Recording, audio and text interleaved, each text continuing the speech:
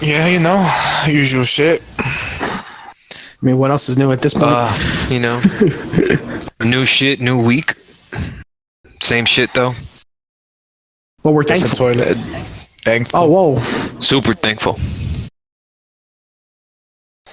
No, just me. There's a new, Okay. there's a new, Just us? there's a new shit, new toilet. Hello. But no, I'm going back to Kevin's new shit, new toilet. Different come toilet. back. I mean, Yeah. I mean, come on. Yeah, new shit, different sometimes you toilet. shit at work.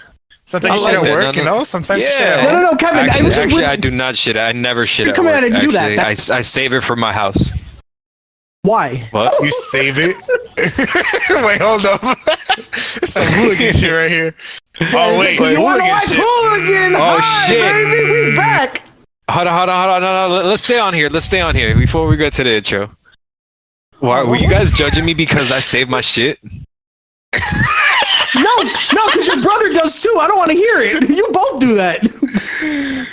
Yeah. Yeah, come on. I can't take a shit at work, bro. I cannot do that to my job's bathroom. Only if them, I'm I in a don't give a certain shit. location, which is the Jersey City one, that I'll be able to do it. Any other location is just difficult, bro. Nah, fuck that. They all can die. Their nostrils can suffer. My I bowels think I can realize die. why it's that. I realize why. And I'm explain and tell me if I'm wrong here, Jay. Tell me if I'm wrong. Ready? The reason Go why ahead. I could Go do it in ahead. Jersey City is due to the fact that I can go up to the front door of the store, close it and lock it momentarily, put up the 15-minute sign, and then I'm able to go do my business privately without anybody interrupting me. Right? That's a vibe. I don't have that same luxury when I'm out there in Passaic. Wait, hold on. Let me ask you this. Can I ask you this? Hold on. Go Is ahead, it go an ahead. employee bathroom?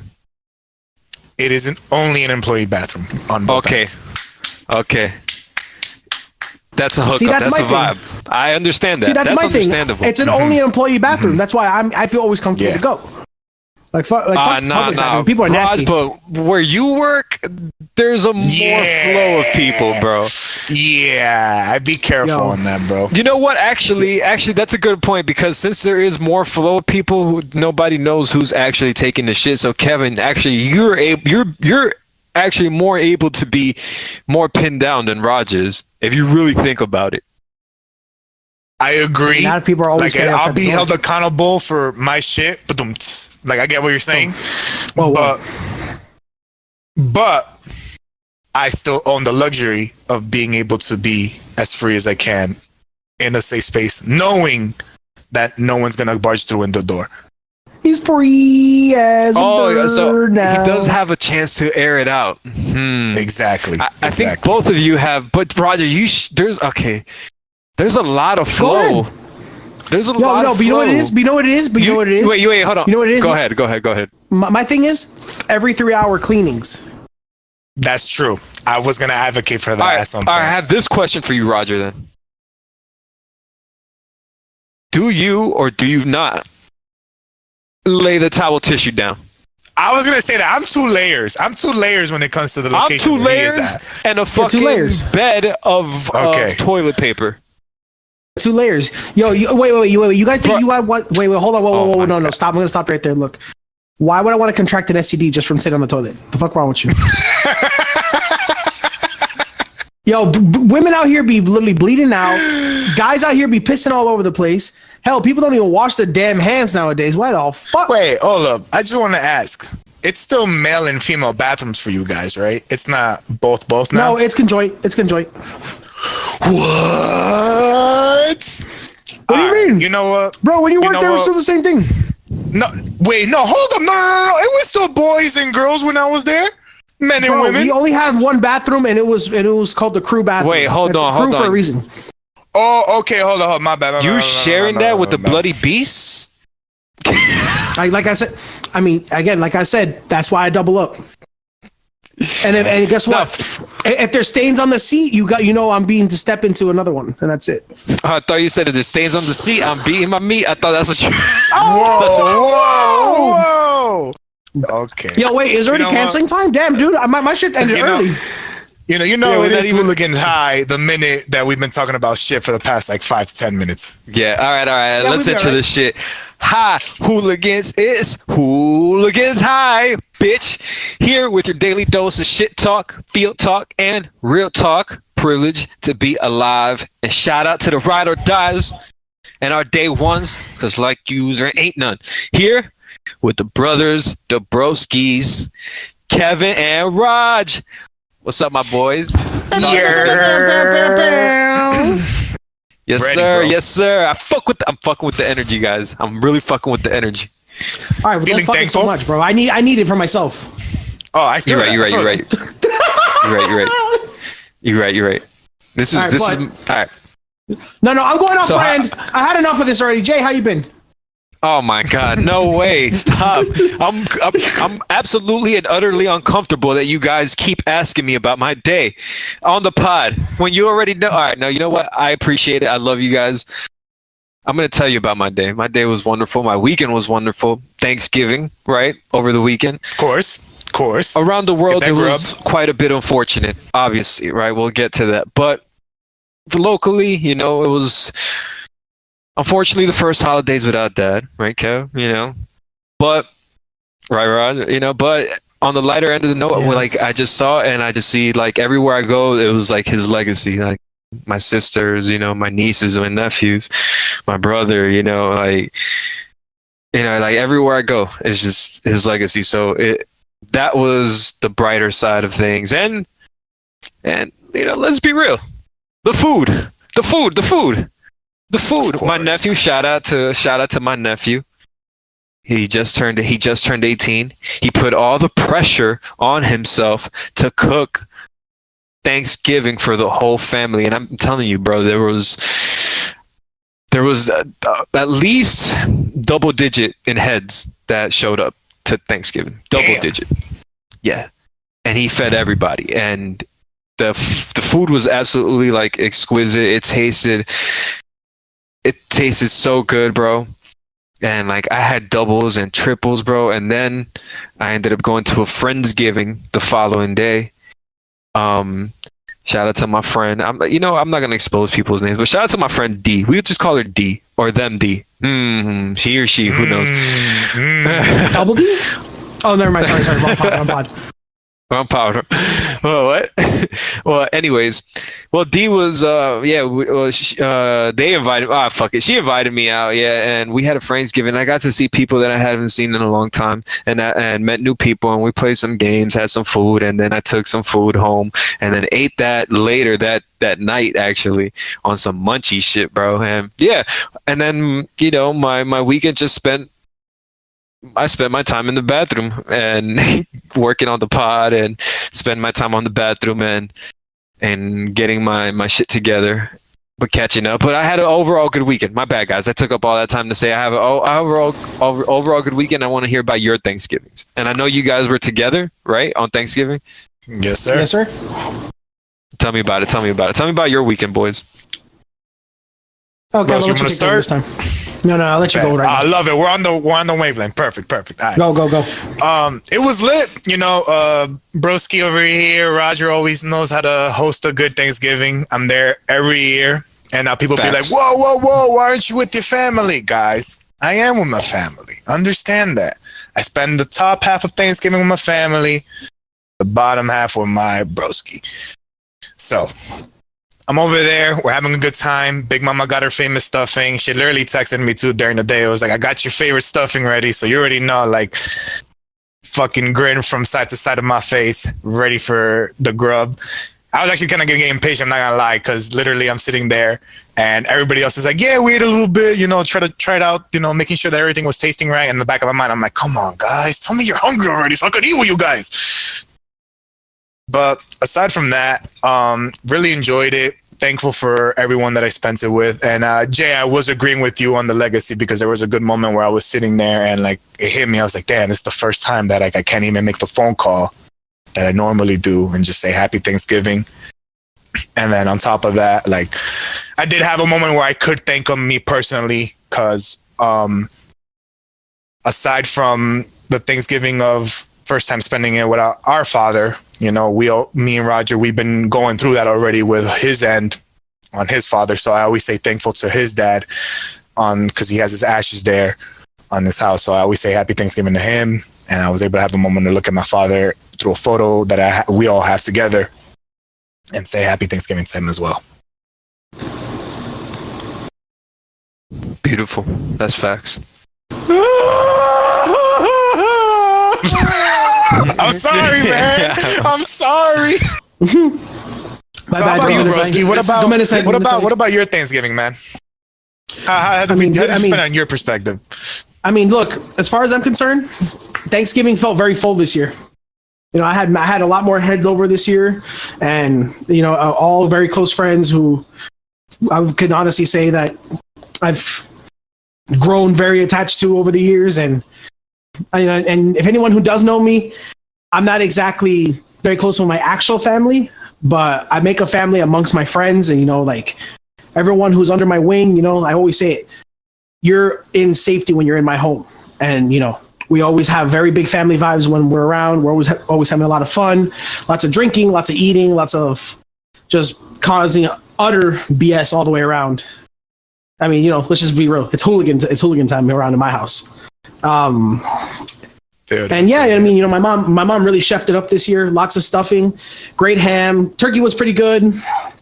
Fucking made sweet potatoes, mashed potatoes.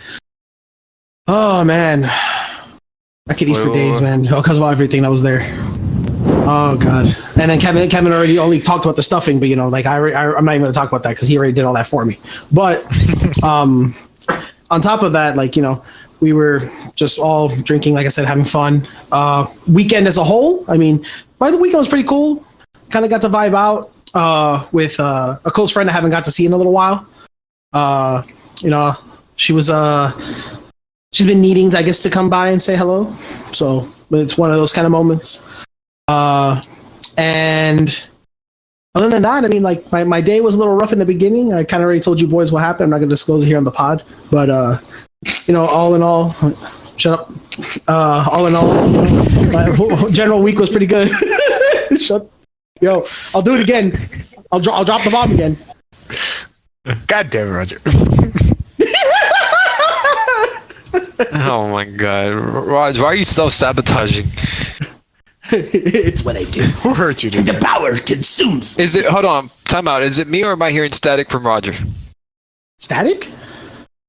Kev, some feedback? I'm hearing him. He's good. He's good? Okay. Yeah. Like, alright, bet. Say less. If I hear it in editing, I'm gonna snap on one of y'all, because I heard it. But it's okay, it's okay. Be gentle. Just be gentle. Hey, yo. Alright, so let's start this off. No, Council's dead. Boys. We talked about this. Let's start this off, boys. Let's get to it. I'm glad you guys had beautiful Thanksgiving. I'm glad like it was as beautiful as it could be, you know, like just this year has been like hectic, you feel me? So it was good that, you know, it's good that we got some of our happy things off, you know, we got our happy shit off, you feel me? So that's good. That's good. I'm glad we all were able to do that, guys.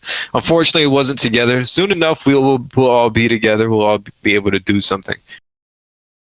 But a little off topic for a second, you know, like remember that one year, like it was the four of us three and Aunt, just all vibing in my room, and my mom chefing it up like as usual. Yeah, that was beautiful. Those were one of actually my favorite Thanksgivings, Raj. I'm not gonna lie. Oh.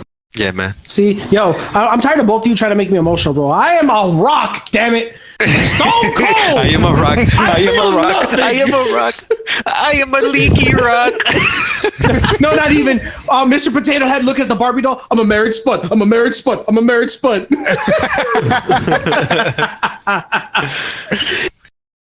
right, my boys. I say we get this started. All right, yes, Kev.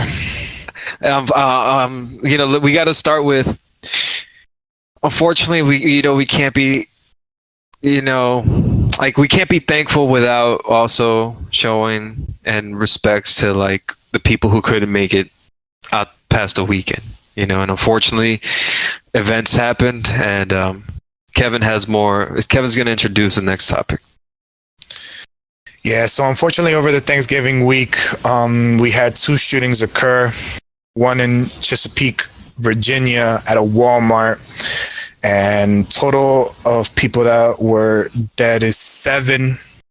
That's including the gunman. And what's surprising to me is the gunman was a manager of this Walmart, while the other 6 are co-workers. And it shows on his death note that he had a motive to this. He was explaining about how he's getting bullied by his co-workers. He's surrounded by low intelligence people. And just the way he sounds, it just shows that he definitely wasn't right in the head. As for the other one, we have occurring shooting in Colorado at a club named Club Q, which is known for LGBTQ club. And there was a shooting there as well. We also had 5 dead confirmed. And I was able to, look into it, the details of it, and have 2 separate interviews one with the Walmart survivor, and I had one interview where it was a couple of people being interviewed. I watched this and I was pretty surprised on literally how they both have similarities in the stories, and it could be all pointed out to one thing. The way I view it is just mental health in general. Like, I feel like we're not communicating enough with each other as a human species altogether, regardless of where you come from. We need to be able to just speak up and talk to each other, because in terms of the Walmart shooter, he was being bullied by the coworkers. And like, I'm really surprised that in today's age, we're still dealing with repercussions of bullying. Like, I'm 27 years old, and I can talk from experience that this has been literally my whole life. Like, somewhere or another, bullying or mistreating of people, or not even treating people into human decency, has led into more hate, more chaos, more damage. And it's something that I'm personally tired of just looking at. Brother, do you think communication would, like, if the Walmart shooter, right, the manager, first of all, I want to start off by paying respects, obviously. My condolences our condolences goes out to the family, the friends, and all the loved ones of all the victims in that horrific tragedy. And including, and well, those horrific tragedies, the one in Colorado, and the also as well the Club Q. I just want to start off saying with that. But do you think communication could have helped? Let's just put it on anybody in that situation. You think any type of communication could have helped if that person,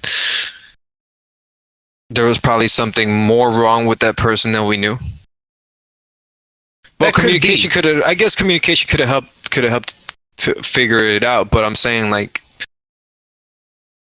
what good can being a friend do with that type of communication? What can we do as people?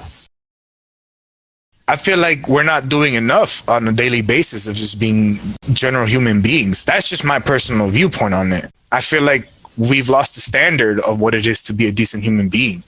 Like, just the other day, me buying a 40-pack of waters, I bumped into some objects in the store, and I put the pack down, just decided to fix everything up to as is.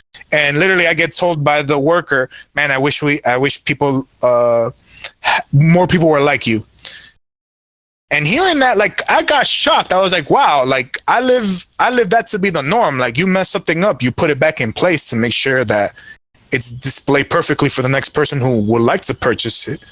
So that's just something that was born out of me. I guess that's something that, like, our father and our mothers instilled into me, I guess. But in terms of being human decency, like, I feel like that's normal. That's normal to me. For other people, they might just ignore that and walk away. Like, oh, that's not my problem, I don't work here. Like, well, nah, that's a selfish viewpoint. Well, if you do it, I understand. If you're the one who caused it, I understand feeling the responsibility to pick it up.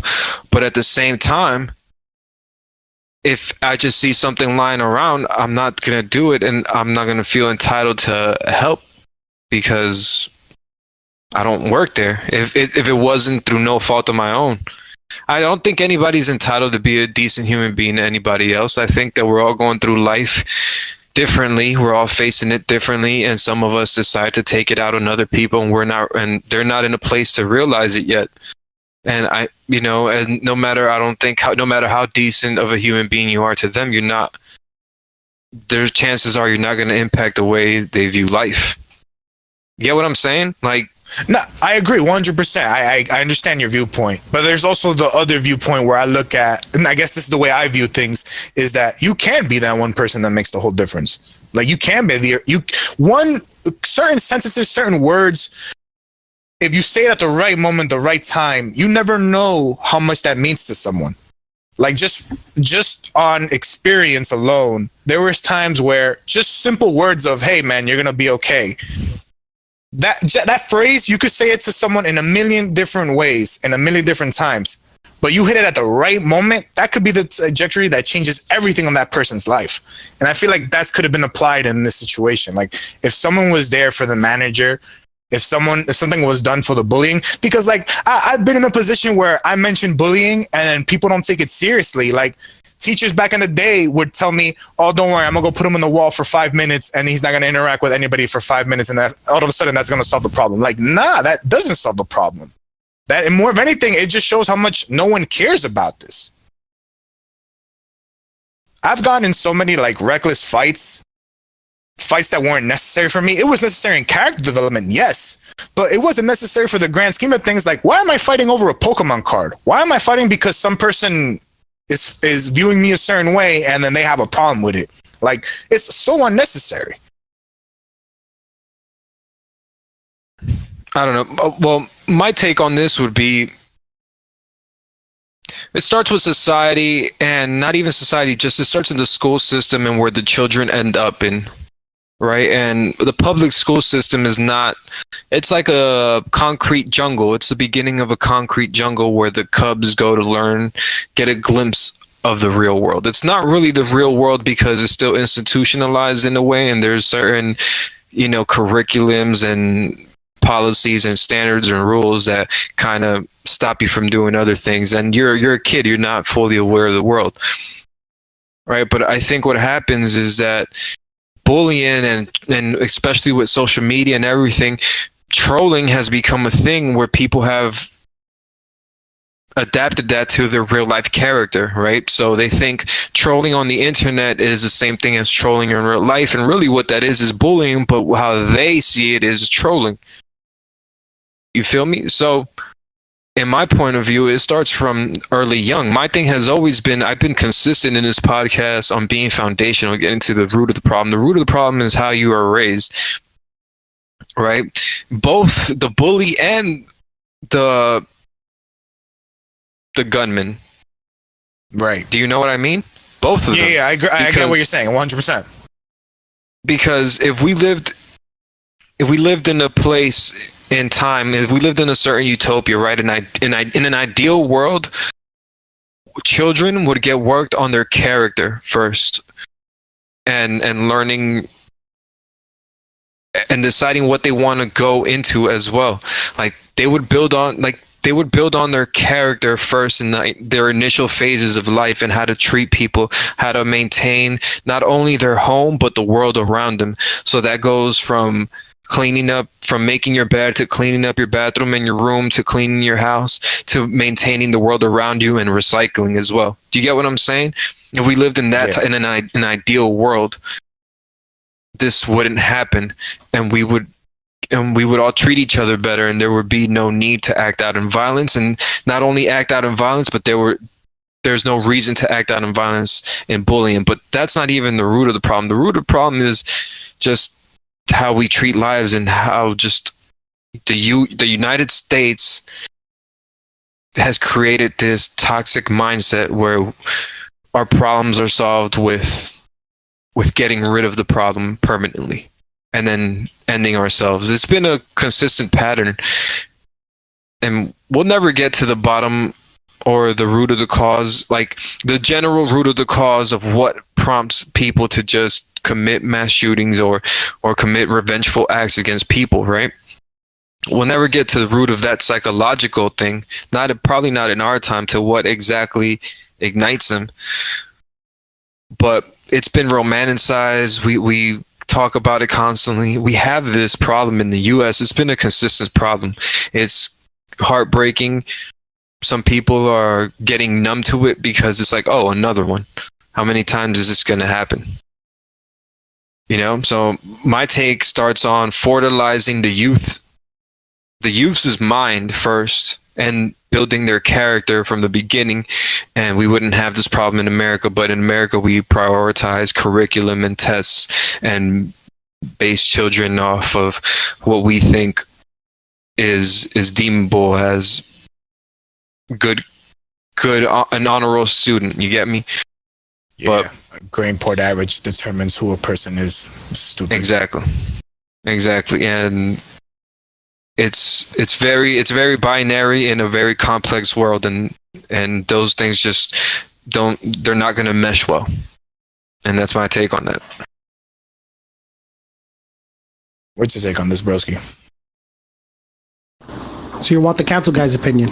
Okay. Of course, man. I'm ready to get canceled. What minute are we in? We made it to double 26. digits. I guess it's about time. Oh, what? Roger's been canceled since minute 3, but we won't speak of that.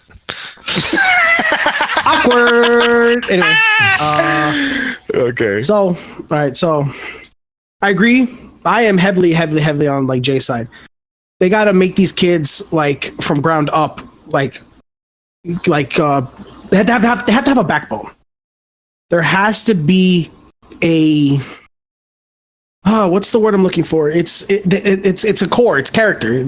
I could have said it better myself, because it's like none of these kids are taught anything that's going to help them in life besides a end goal for like a everyday job, but nothing for like mental health, nothing for street smarts, nothing for how to sniff out like real like dangerous situations. They all like get just thrown into like this world of like a book prison where they're stuck, and they just have to like do their homework, do their ABCs, math, learn about our country's corrupt history, and then go into like the world and just get thrown in there. And it's like, okay, so now you know life. Bye. It's like, what did they teach us to survive in life? As far as I remember, I didn't get to learn taxes. I had to fucking figure that shit out myself. And on top of that, like, you know, home ec was probably like the most useful fucking thing I think I took in high school, because it taught me how to flip an egg, taught me how to sew, a very, very rookie style version of sewing, but sewing. Talk about it. And then on top of that, they want to throw you into like these like extracurricular activities to distract you, so like you do something fun and you don't feel like you're as miserable in school. Yeah, sure. You're escaping the misery that school brings you, on top of the probably possible BS you're dealing with outside of it. It all comes down to mental health. They don't work on kids' mental health anymore, or ever, to be, as far as I remember, because they don't give a shit. They genuinely don't give a shit. They're there. Teachers are there nowadays to make a paycheck. Principals are there just to kind of like sit back and watch the fireworks. District heads kind of just watch everything get dictated and then stick to their old ways and don't change anything or update, because the world doesn't evolve. We stay in a constant cycle of just the same old for decades upon decades. Nobody stays the same. The reason why our country as a whole has gotten this like strong is because we evolved and we got smarter and we did better for ourselves. But instead, we're sticking to like some base fundamentals that worked way back in like God knows how long ago. Like, come on. All in all, this is not a way to teach a modern day society anymore. They need to update things and they need to change things up to give these kids nowadays a true understanding of how to present themselves, act upon themselves, and pursue better. And honestly, a lot of you modern day parents, I hate to tell you, y'all suck. You guys don't know how to fucking talk to your kids, speak to your kids, raise your kids. I see all these monkeys fucking bounce around. All these kids bouncing Say it louder around. for the people in the back, my G. Hell, raise your damn kids. Tell them no when they're doing something stupid.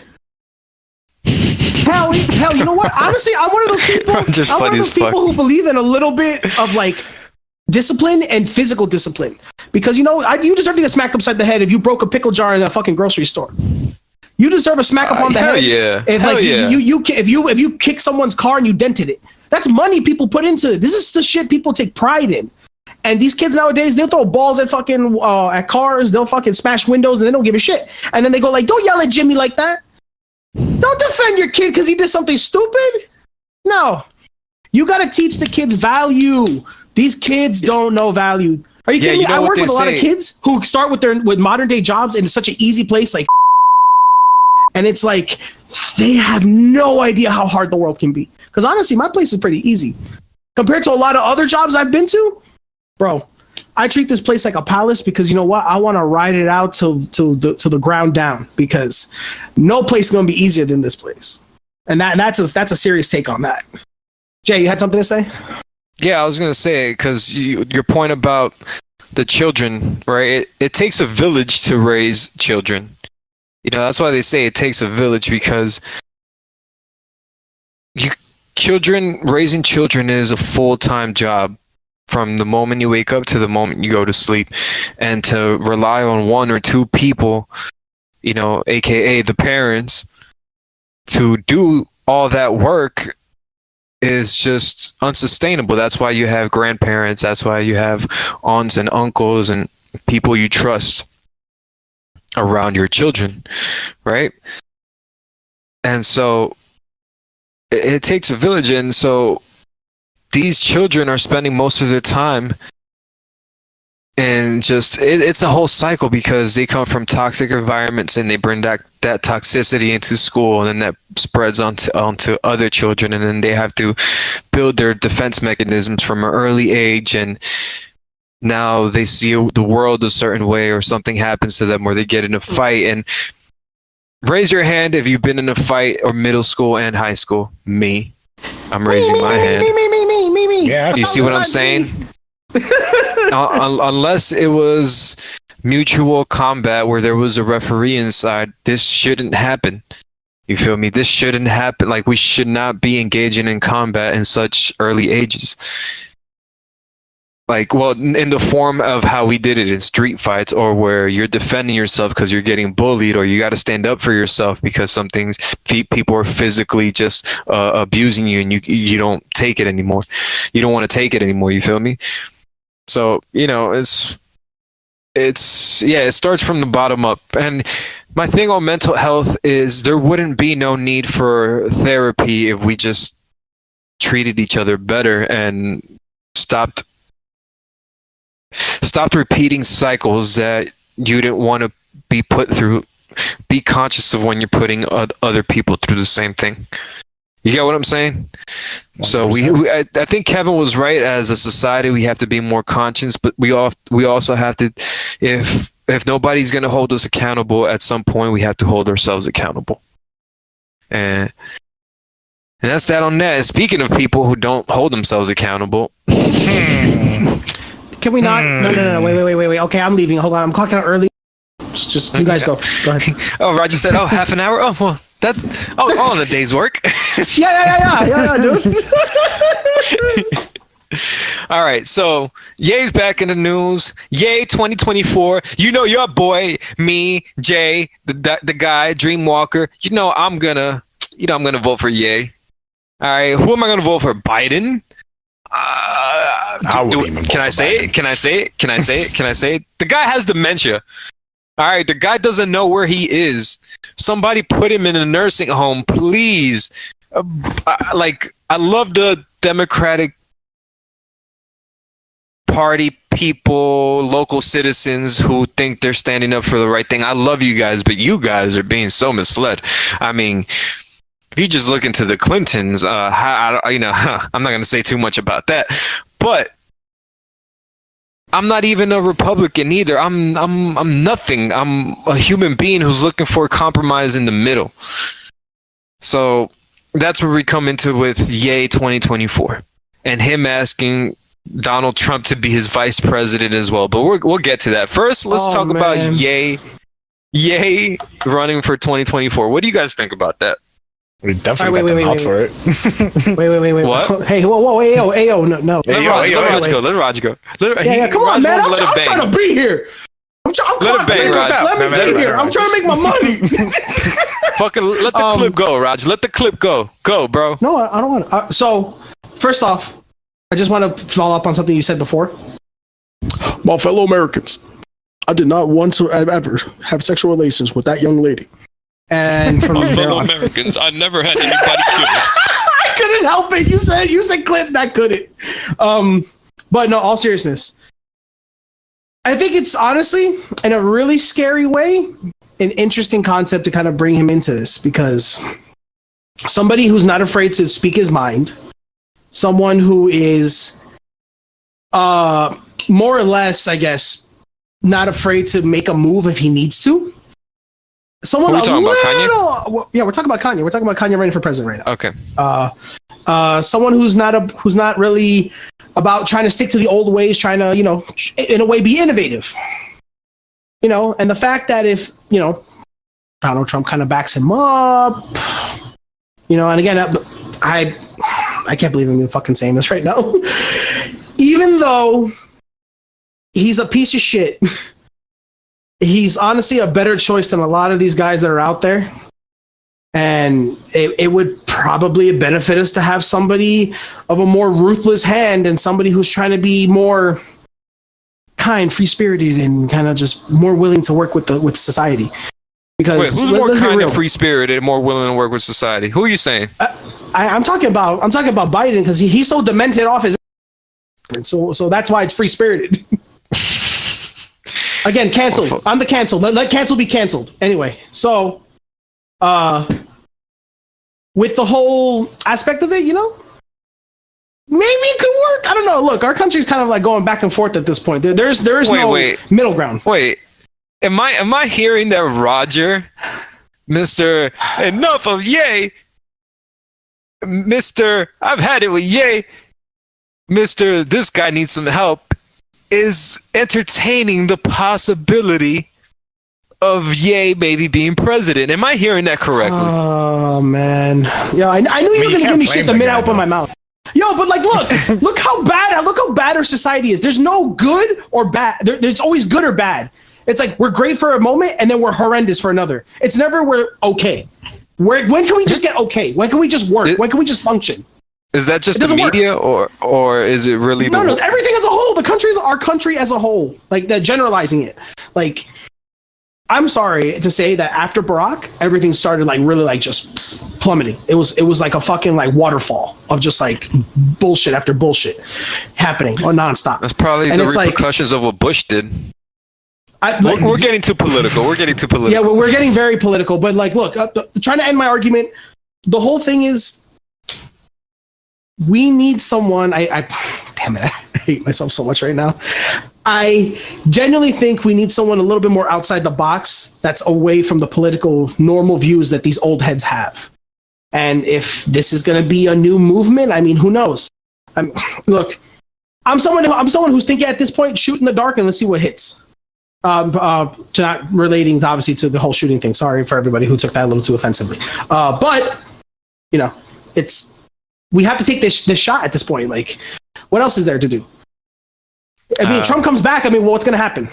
I mean, he's gonna start building more walls again, and someone to keep him in check, and someone to kind of like help dictate Kanye. It's a little bit of lesser evils. It kind of works out in a really weird way, in my opinion. I actually kind of agree. But Kev, what do you think, bro?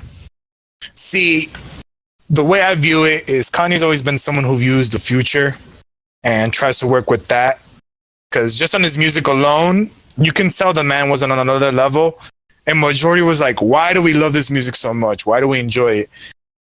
And then 5-10 years from now, all the music that Kanye produced is literally the sound of everyone's trying to imitate or implement.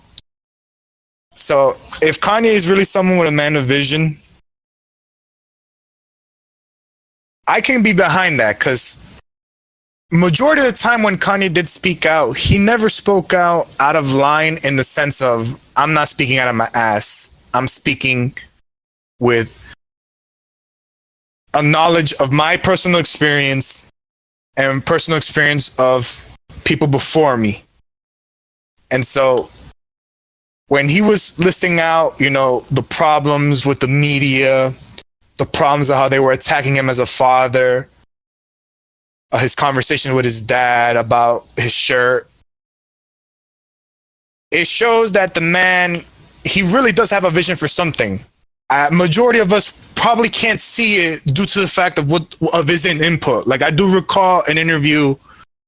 No, it wasn't an interview. I think it was a moment in the podcast of the Joe Rogan Experience where Joe Rogan said something along the lines of, "The man is running on a different voltage from us," and I could be behind that. I could be behind that concept because there's times where people say something to me is so outlandish and I can't even view it.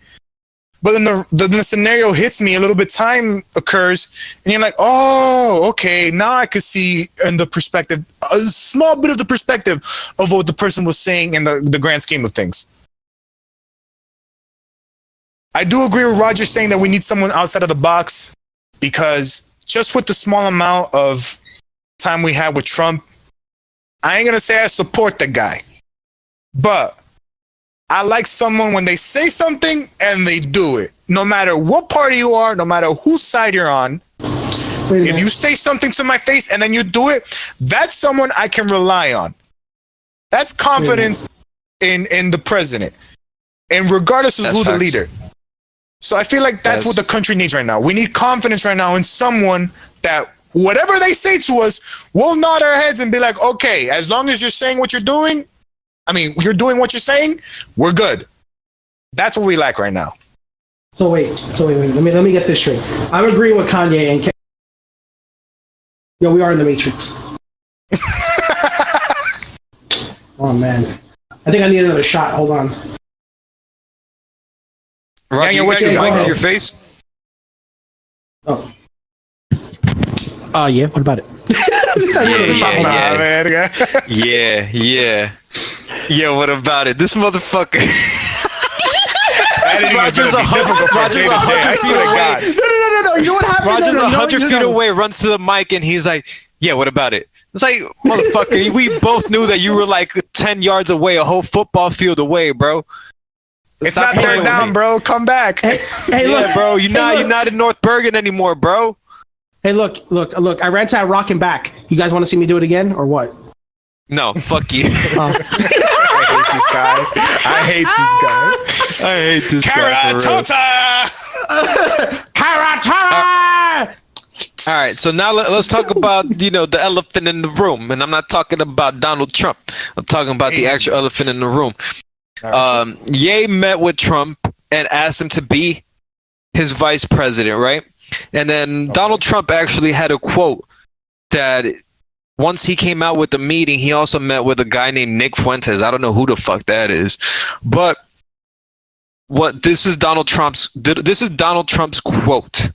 So I help a seriously troubled man who just happens to be black, who has been decimated in his business and virtually everything else, and who has always been good to me by allowing his request for a meeting at Mar-a-Lago alone so that I can give him very much needed advice. He shows up with 3 people, 2 of which I didn't know, the other a political person who I haven't seen in years.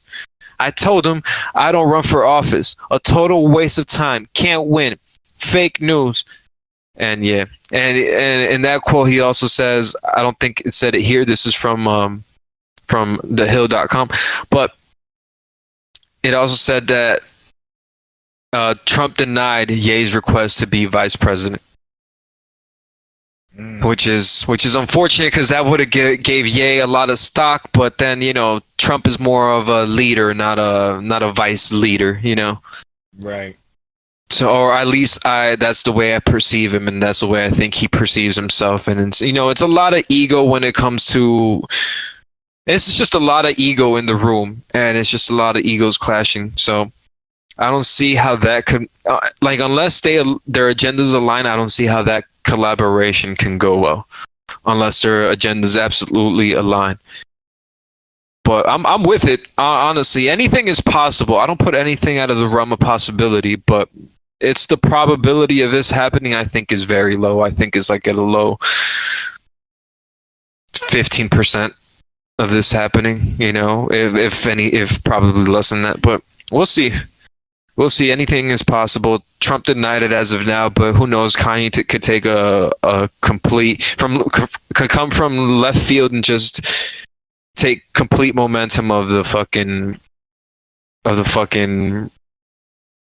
campaign or the run that he might go on for next year or for the next for 2024. So I'm in support of it. But then again, I'm like, it might not happen. And I think Donald Trump is going to run again as well. So there's that. You know? So if it becomes yay independent, maybe Joe Biden and Trump, that would be... And we'd really be in a simulation, boys. We really gotta see what the fuck is up. See, Ye by himself, I would not agree. Like, no, we do not need that madman by himself, fucking tamed, running around in office. What if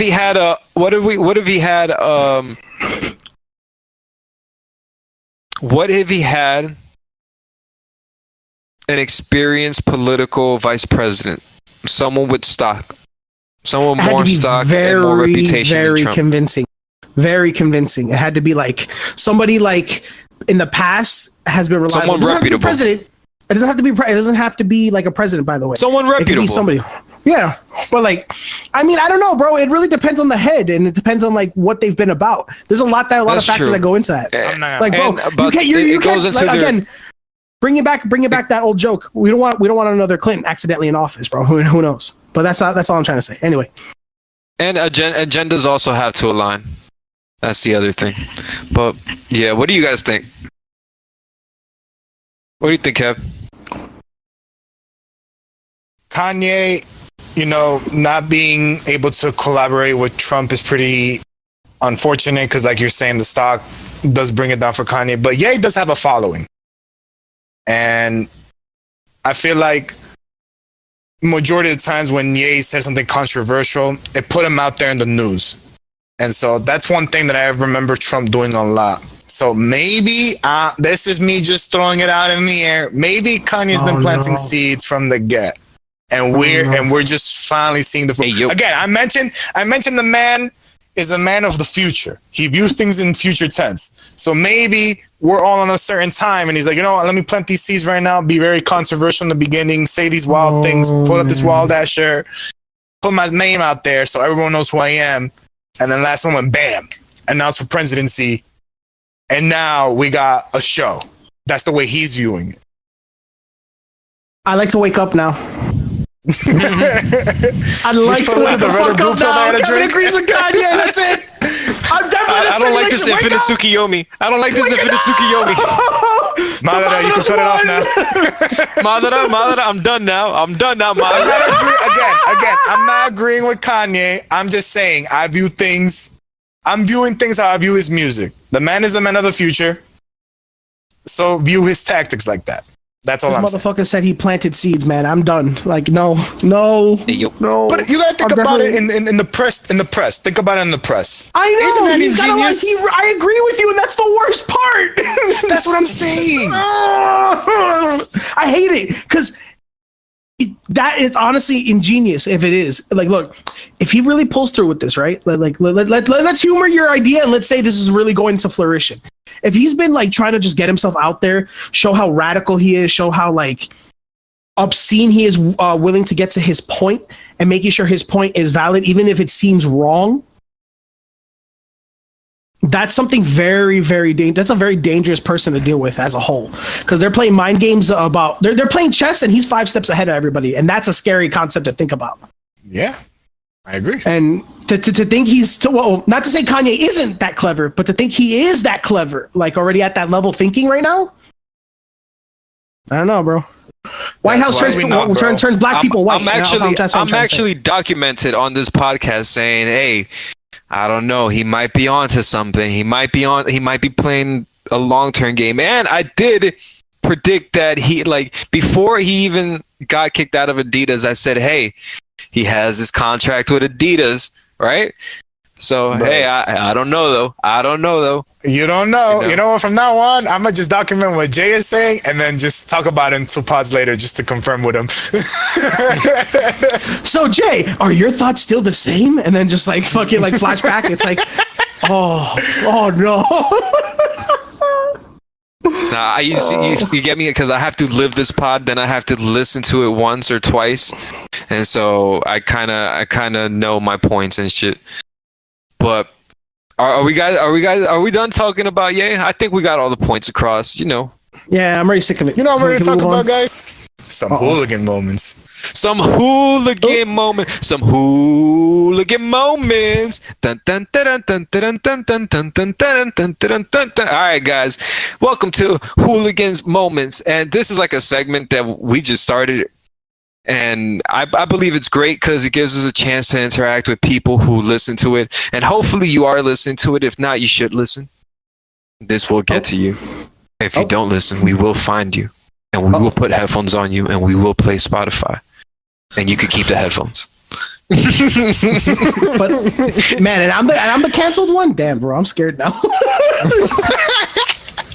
All right, so basically, we started off with hooligan moments through at Hooligans High Podcast, patent pending. You can follow us on Instagram. Basically, I put out, it was me behind the account, obviously. Mm-hmm. I put out a thing where it was me. The thing where I was supposed to start my first job ever at Winn-Dixie. I'm gonna say it was Winn-Dixie, and I got hired. I actually passed the drug test. I did everything to get started at this place. And then I was like, you know what? I decided to celebrate. So I actually, I think I'm past the statute of limitations, and I was a minor. I took my sister's car, and and I was like 16, 17 at the time, and I took my sister's car, and I picked up my friend. We drank some. Well, let me not say that, because all right, we drank some beers. Fuck it. This story keeps getting worse. Fuck it. For the content. So we drank some beers, and then oh my God, was this the night where this happened? Oh no. No, I was gonna say it's another night. I remember you telling me this. That's why. So then I also pick up my girlfriend, and we end up just being together till 4 a.m. something like that. And I end up taking her back because I'm like, okay, it's time for me to go to bed. And then as I'm taking her back, I get a phone call. Everybody, my sister and her husband are up, my brother-in-law. And I'm like, oh my God, no way. Not the day before. I'm like, not the day before I gotta work. So, bro, I kind of evaded them the whole time, and I stayed outside the crib until like 6, 7, 8 a.m., bro. And I had to work, I had to show up to training. I believe I was like 9, 10 in the morning, and I'm like, yeah, I'm not showing up for this. So yeah, that's my hooligan story. True hooligan moment. That's my hair. All I'm trying to say is you wildin'. Kevin? So over that, Anonymous. we asked over anonymously to everybody, tell us their hooligan moments of their own. And got a friend here, you know. In his perspective, he was saying that me and her girl were doing the deed when we heard her parents came home. And for context, they're strict as fuck Asian parents, from what he said. He had to hide under the bed for a hot minute and then climb down the fire escape. But here's the best part. The escape was in front of the whole street. So everybody and their mother was able to see this guy butt naked climb out of the fire escape. And then I'm assuming shimmy his way to his car. Oh no! Oh no! Oh man, my love out for this boy. My dude was out in the streets in his birthday suit, bro. For real. So my love goes out to him for sharing this, because this is definitely something I can relate to. Not in the sense where people spotting me, but more in the sense doing the deed in the public. So on my hooligan moments that I want to relate to this is back in Tennessee. I had a relationship over there, and there was this, forest location that was very well known for being empty and nobody being around. And that's the worst part, because hence the words well-known location. You would basically have to claim the spot with your vehicle, and then everybody else know, like, oh, okay, today is not the day to claim the spot. I'm in the middle of doing the deed, and lo and behold, headlights are coming approaching us. And I'm here in the middle, pretty much indecency for the public. And the minute somebody spots us, I know for a fact we're in trouble. So me being a young fucking 19-year-old kid, I jump into the driver's seat. I try to pull up some wet clothing that I can to make myself look normal, as if like, oh, I'm just lost. I'm here trying to figure out where to go. Lo and behold, the other vehicle stared at us for a good moment, did a whole U-turn and left away. But man, just the idea of like somebody could just catch me was just exhilarating. I can't imagine what this guy was feeling when everybody in the whole world was seeing him out in the birthday suit. Bro, you wanna catch you one? Bro, one time I got caught with a girl by the cops mid-sex. Dog. Yeah, bro. We were mid-fucking, and then the cop car pulled up behind us, and then we're like, oh fuck, and then we tried to put on as much clothes as we could, but we were buck naked, so we just covered ourselves with the clothes.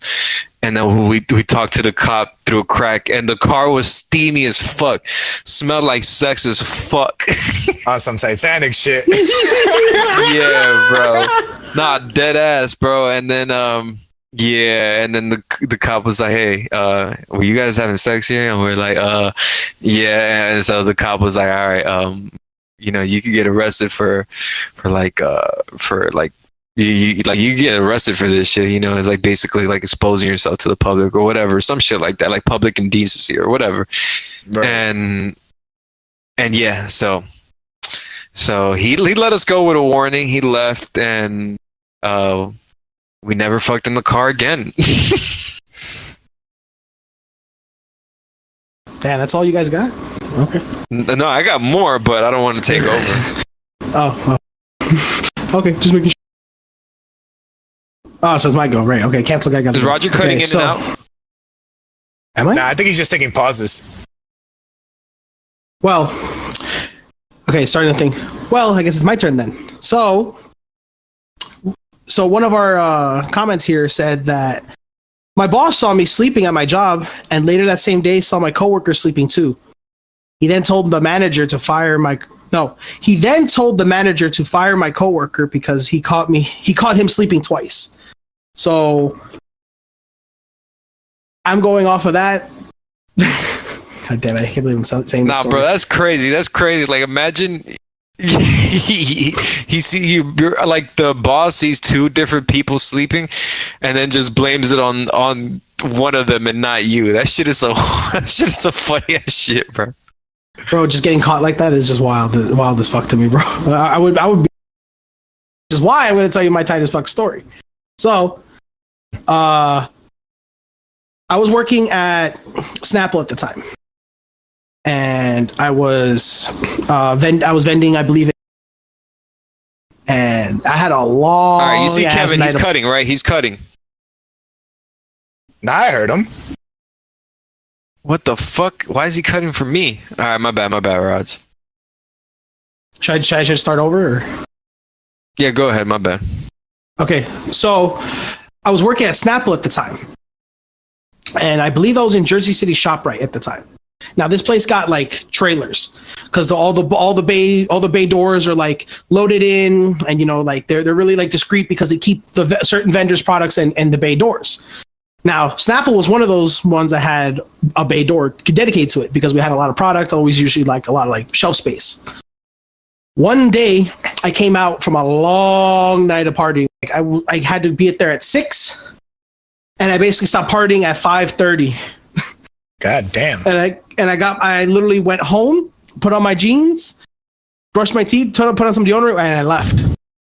Bro, when I tell you I was building displays, so what I mean by displays is, those nice little 12-pack Snapples that you see wrapped around all the way up, like maybe 14 cases high in the middle of ShopRites and such. It has all the flavors and everything. It looks kind of stupidly colorful. Yeah, I was a bobo that used to do all that stuff. In the middle of me making displays, there was a perfect hole that I accidentally made in the middle of the pallet. And why does my dumbass end up sneaking in the middle of that and just shimmy my way in? And I just fall asleep in the middle of the pallet, and I put cases in front of me so I could hide.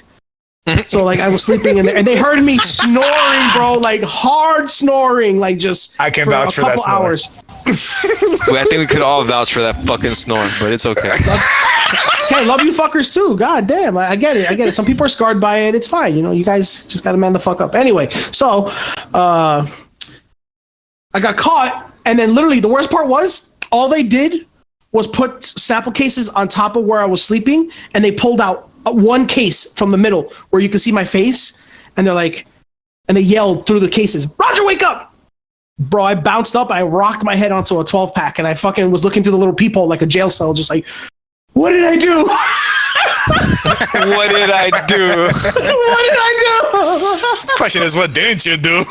I mean, yeah, my boss got a call. He was mad. I was just like, "Hey, bro, you were young ones too. I don't want to hear it. This is 21-year-old Roger fucking running around like a bobo." Nah, I feel that. No, the pallets be comfortable as fuck sometimes, dog. When I used to work at fucking BJ's, bro, I had an overnight shift, and when you don't catch your sleep in the day and you're tired at night for an overnight shift, bro, it'd be the fucking worst, bro. It'd be the fucking worst. So one time, I was unloading pallets, and I fucking create a wall of pallets and then go behind the wall of pallets and fucking take a nap on top of I think it was bottles of Gatorade. So I create a wall in the front, and I'd sleep on the bed on the side of Gatorades, bro. And I fucking passed out, fam. I actually took a nap, uncomfortable as fuck. Yo, Jay, all I'm trying to say is LA with the towels, pallets, and the Gatorade. Yo, bro, you just find any comfortable spot to sleep, don't you? Bro, yeah. Comfy time is happy time, bro. Hey, bro. One thing about me is, if I could sleep at work, I'm gonna sleep at work. I feel that. Company's Yo, bro, time. Yo, bro, I've got a double. I've got a double one for that one. Fucking, I did that was too. Freaking balled up in the back, in the cold spot, in the cold box where all the milk and shit is kept. I put on my sweater, got all nice and comfy. And the last U-boat in the back, in the back, there was another table in front of it. I slid that table in front of me, and I just curled up like a little ball on the U-boat in the middle of inventory night. So these motherfuckers were mad because they're look at me, they're like, "Roger, you're supposed to mark in boxes." I'm like, "Yeah, I've been here for 3 hours." Nah, what did you expect? Quick sidebar, because Kevin's story kind of triggered a question for me. Remember when you guys were young in a relationship, early 20s, young teens and shit? Mm. And when you had to find a place to fuck, what was that adventure like? Wow. Well, on my personal experience, when I had to go look for one when the house wasn't available, it's literally been to that one spot that I was mentioning in the forest, and then the other time I have done the deed was in the not Walmart. Stop in calling the it done mall. the deed. You fuck, boy. You out here got your nuts off, boy. Got manured off in a mall parking lot. Okay. Yeah. So basically, very, very always in the car. Basically, like yin yang. Damn. My bad, Roger. One time, when I was in high school, I went out to my field, right? There's a field where I live, and we took out some blankets and shit. And bro, every time when I was a missionary, bro, my ass was getting ate up by the mosquitoes, bro. Pause if necessary. But I swear to God, my ass was Yo, when I got home and I looked at my ass, bro, my ass looked like it got fucking it got chicken pox. My ass had chicken pox, bro. That's how I look, bro. I look like Maggie and the Ferocious Beast. I look like Beast, bro. My ass look like Beast, bro. Yo, my cheeks look like Beast now that I think about it, fam. Holy shit, fam. Yo, my ass got eaten up by the mosquito. Not dead ass, fam. Yo, I don't know how they got through the fucking blankets, bro. That was that wild time. Oh man, I got more stories about finding a place to fuck. One time, bro, we have like in where I lived, we had electric rooms all around the neighborhood, right? So I would go. At that time, I think they put locks in the electric rooms because of me, bro. Because I would leave condoms with nut all over them bitches. oh my god, bro. Yeah, all right. No, enough for the content. Enough for the content. All right, so I mean, the only I've only had 2 experiences having to look for a spot because honestly, both our homes were accessible, and honestly, I said fuck it. I always locked the door, and I didn't give a fuck what anybody said. To be honest with you, That's true. But the one time I had to do it because I had a party going on, and my room was like packed up. So I ended up leaving with this side chick I was dating. The side chick that became a thing. Kind of got a little serious with. All right, that one did cut out, Jay. Now I'll give you that one. Should I restart? It's been doing it for me, bro. All right, so should I restart? Just leave and come back, Raj, real quick. All right. I'm gonna play. So, Jay, I hope you're enjoying editing right now. If you're tired, I'm not fucking enjoying it. I love you, bro. I love you, man. If you're enjoying this, I love you, bro. What the fuck? Yo, I came back. You guys are talking about enjoy. Yo, bro, cancel guys back. Stop enjoying it with yourselves. All right, and go. So, I was dating this side chick at the time. I say dating because she was my side chick, and I started dating her, kind of caught some feelings, and I was in the middle of a party. My room was fucking packed, like with people. So I wasn't gonna make nobody obviously leave because you know everyone's having fun, whatever. So I go outside with her. We're making out against my wall, whatever. And then kind of got a little freaky. Next thing I know, I see a side gate open. There's like a little alleyway. I slip into the alleyway, and we start fucking on like some guys. Like, all right, so Kev, you know how you have like a side entrance? Some guys what? Wait, hold on, espérate.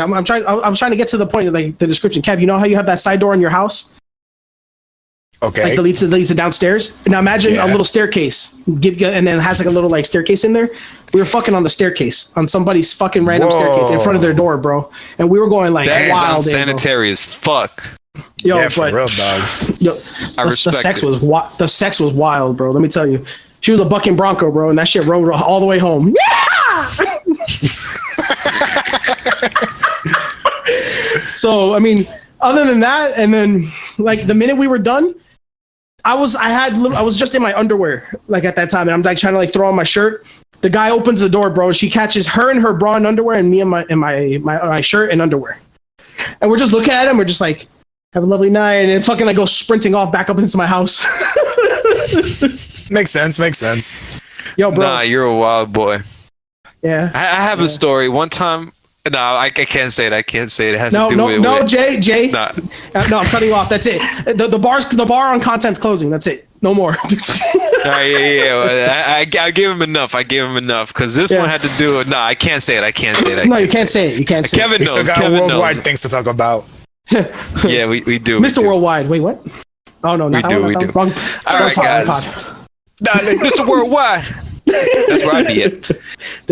So, the World Cup has been active lately. There has been games almost every day, if not every day. So, we'll just get to the important ones, the ones we really care about. There's been a lot. Brazil has been amazing. Brazil actually played today. Brazil actually made it to the next round. I think they're one of the first teams, if not the first, to make it into the next round. Portugal, I think also made it into the next round. Yeah, Portugal also made it to the next round. Yep. And Yeah, and those are the important parts of the World Cup overall, but important to us, first we're going to get to the motherland, the home where me and Kev from Raj is from there too. Honorably, he's adopted. You might as well. Roger is might as well be American, Cuban, and Ecuadorian. Might as well. Might as well. Yo, bro, I don't know what you're talking about, bro. I be eating pineapples off the wazoo, and I tried a guinea pig once or twice in my life. You ate pernil? You eat pernil? I Ecuadorian pernil. No, I'm talking about that's your Cuban side. You feel me? Your Cuban sandwich. Your Swiss. Yeah. You and I wrapped it here on my door. What's the difference? Exactly.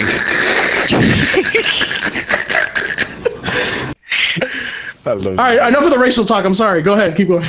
No, we're gonna. All right, this is the worldwide topic. We're international now, right? So Ecuador versus Netherlands. Ecuador. All right. Oh, that time I censored myself. So Ecuador won. I mean, Ecuador tied. Ecuador tied with the Netherlands. Might as well been a win since we got robbed. Oh yeah, we did get robbed the goal, but what else is new, right? For some reason, Second game, FIFA wants the European teams to carry on, and they don't give a fuck about the South American teams. Obviously, it has shown they've taken away goals from Brazil, they've taken away goals from us, they've taken away goals from Argentina. But I don't think not one European team has gotten the goal taken away from them. I'm almost 100% sure on that. But yeah, that's crazy. We may have as well won that game, but it is what it is. We tied. We got a game actually tomorrow. By the time you're listening to this, the game would already happen. So hopefully Ecuador's on to the next round. But we also had, the other motherland. Oh yeah, would you guys want to say anything about Ecuador? It was a great game. Bro. Shout out to Ender, hero Ender. Oh man. Literally the hero. And insert the Spider-Man meme where we're slowly lowering Peter Parker, but it's actually Ender Valencia instead. Careful. He's a hero. He's a hero. Yeah, I'm happy about that game so much, showing that my country has a lot of heart this World Cup. Speaking from experience from watching previous ones, defense has always been everywhere. Midfield's been uncontrollable, aside from when old Antonio Valencia was playing on midfield. I always had confidence when he was on the pitch. Damn, But bro, seeing don't make me Ender, cry. I know, bro. I swear. I know both of these did play together at some point in the past, but I wish it was in this World Cup where they're playing right now, because Ender really flourished into a confident player that is leading the team right now. Like, he's someone where I can really put my confidence in and rely when it comes to scoring a goal. Just the fact that we were down 1-0 and then immediately come back for the goal gives me pride for my home country. But it makes me look forward to what else other opponents and other matches that we're going to be playing. It makes me see what's going to bring out of Valencia. Because if literally the Netherlands brought this out of him, I'm looking forward to what other difficult teams come up and bring the potential out of this guy. That's facts. He showed up. He showed up and showed out for real. Like, Wilson was telling me, my other brother, Wilson was telling me that, I was letting the audience know, Wilson was telling me that Enter Valencia, right? He was going on a dry spell before the World Cup. And now, first World Cup game, he ended the dry spell. He's been saving it. Never mind, I was going to make a crazy ass analogy. But you could, if you know where I'm going, you could kind of tell where I'm going. But yeah, Roger, you have anything to say about the motherland, Ecuador? Yeah, go Ecuador. All right, and that was Roger with his take on Ecuador versus Netherlands. No, but all seriousness though, honestly, I felt like we were unrightfully robbed. Like, bro, we easily had that entire game. Like, it felt like it, because when you see the energy of a game by who scores first and how they scored. That's just my thing. That's how I always look at every soccer game. And it's like, you know, you kind of get the feel out. Things kind of like play out as they do. And then since Ecuador is kind of a young team, I was kind of worried about them going up like that. But, you know, they've been showing all promise like for all their games right now. So yeah, they have. Let's just hope they keep the energy going, and let's hope they keep hopefully they keep their heads unegotistical. Because everyone knows how soccer teams die when the minute they get a little too egotistical. It happens every fucking season. There's at least 2 or 3 of them that go down like that. Facts.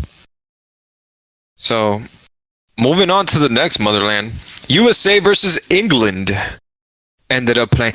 We played the English. That was we play That's football. We play football. Yeah, so we tied up. US tied up. I was watching the game actually at work. And honestly, it was a constant back and forth. Like the pace of the game did not slow down, did not change. The pace, the tone of the game, the way they were playing did not change throughout the whole 90 minutes. I shit you not. It was like watching ping pong. Like one team would try to attack, they couldn't get through. The other team would try to attack, they couldn't get through. Then it was back and forth. For a 0-0 game, it was actually very, very, very entertaining. You don't expect that with USA. That's the big thing. No, and they gave England, which is a solid team, which the last team they played, I think they beat 6-2. So USA is actually a really solid team this year. Like, not gonna lie, the World Cup's looking like pretty competitive. It's looking pretty good. Bro, I feel dirty thinking like that. USA has been playing good, bro. How many years has it been since like they've been like had like something solid underneath them? No, it's been a while. They usually choke during the World Cup, but they usually have a hard time once they get here. I think it's the pressure, succumbing to the pressure, so other teammates not being in the same mind state as you, and maybe not being as hungry as you, and you know. But now they're looking pretty solid. See, the word "hungry" for soccer is always so interesting to me. I don't know why. When you think about a soccer game, everyone just thinks about like, you know, punting a little bit back and forth. You know, well, naive people who look at a soccer game. But bro, it's really about like just straight passion and like energy or agility, I guess you could say. And it really goes to show that I think it's one of the most competitive, if not one of the top 3 most competitive sports out there. And it takes the most skill out there to do. And the fact that US actually got a decent team today, together as a whole here right now, and is actually competing in the World Cup, and they're doing good. There's a lot of scary shit that's coming up for this World Cup to be coming. Yeah, they're decent. A lot of decent teams out there. Yeah, I want to definitely write off of Roger's point. Pause. Oh, whoa. Nice. I know she said like a Bronco, bro, but like, come on, bro, not you too. Nah, but you're talking about the energy. Like, I think the adrenaline, the hunger, you're correct on that, Raj, because that's one thing I'm realizing about these teams that I'm trying to compare to past World Cups. Like, just for example, the one that I watched very thoroughly was Spain's when they won back in 2010. When they won, the one thing that I thought about myself, they were hungry, exactly. They wanted it more than any other team. And the one thing that I remember in semifinals was how Jay was describing the USA and England game, how they were both back and forth, but it was the hunger, the determination to want to advance and actually win the cup is what made the difference. Like we had all the players scoring, and it was a defender that scored the goal, Puyol. That's to show that even you don't have to be a midfielder, you don't have to be a forward. For fuck's sakes, you could be the goalie and still score the goal. It's a matter of how hungry you want literally to be in the next round. Who can just grab the next centimeter and make it out on top? Yeah, no, that's facts. That's facts. Shall we move on to the next game? Oh, 100%, bro. This is the one I've been waiting to talk about. Shall we move on? Mm-hmm. Hold on. Let me. I'm gonna paint a picture. Right. The game. God, it is so beautiful. Argentina versus Mexico. ended up being on a Saturday, my day off. Everybody could watch it. At 2 p.m. in the middle of the day, right? Let me tell you where my journey started with Messi. Real Madrid, Barcelona, in Camp Nou. El A Clásico. 3-3 tie. Messi was all but of 19 years old. And I was at my cousin's house. And he was a Real Madrid fan. He invited us over to watch. And at that moment is not only when I fell in love with the team Barcelona, I think I mostly had an admiration for the way this kid played. And he was just a kid at the time. And the first game I ever watched him play, he scores 3 goals and 3 amazing goals in the way he was playing. And I was like, yo, this kid is 19. Like, yo, imagine, like, put yourself when you were 19. Like, just think about yourself when you were 19. You weren't doing you were not being nearly like as half, not even a quarter of the greatness that he was doing. You feel me?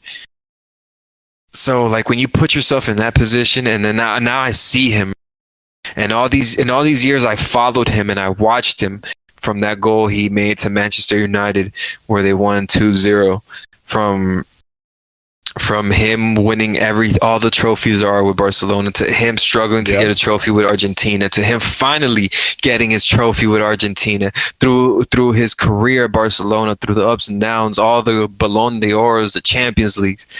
And then I lost touch with the sport. I lost touch with all the sport for a few years. And I haven't watched Messi in a minute. I don't watch PSG. I don't watch soccer that much. But this one felt like it was necessary.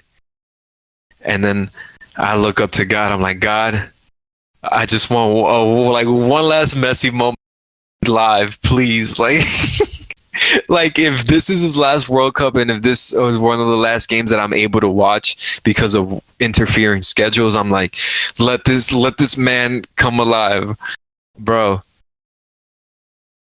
And when Messi finally scored the goal, right? And it was a tough game. Mexico was putting up a good fight. But when Messi finally scored the goal, it like relieved a weight off of Messi, and that relieved a weight off of Argentina. And they played with so much confidence. And when Messi scored, I had an epiphany. I felt like the critic in Ratatouille when he tried the ratatouille for the first time. Yeah, he tried to dish. And then he had the flashback of him having it as a child served from his mom. That's how I felt. I felt like from the first Messi moment that I had the magical Messi moment that I had when he himself tied up against Real Madrid 3-3. He scored all 3 goals, guys. Now to watch him take that weight off Argentina as a captain, a guy with creases on his face, who's been through battle with a beard, who has the short hair now. He doesn't have the baby face long hair, to still carry that piece of magic with him and be so passionate about the sport still and take care of himself so well. Something that I didn't get to see with Ronaldinho, that I didn't get to see with well, because of age, Maradona, but still, even his fans didn't get to see him develop his greatness because they gave up to their vices. Ronaldo, the other Ronaldo, the Brazilian Ronaldo, the original number 9, him, because of their vices. So to watch him still be passionate and still be healthy, and now in a more mature and wise age where he looks like a king, a leader, and he's no longer the playful child. Now he's a leader. He plays at midfield to be controlling it, and now to put that on his shoulders and score that beautiful ass goal on the ground to Memo Ochoa, who's deemed as one of the best World Cup goalies. I agree. You couldn't ask God to paint a more better moment. Like, you couldn't. Like, you really couldn't. I have no more to say about that. Argentina won 2-0. Mexico, I'm sorry. Like, I fuck with y'all, but I was going for Argentina. I had to, for Messi. My bad, I took up all that shit. Nah, you're good. I mean, I know you got nothing else to say, but I got something to say about that. Kev, hold on. Kev, hold on. That was so fucking beautiful. Thank Honestly, you, Raj. Thanks, bro. Like, no, thank you. Because, honestly, bro, I felt every moment of your life watching fucking Messi, like, grow.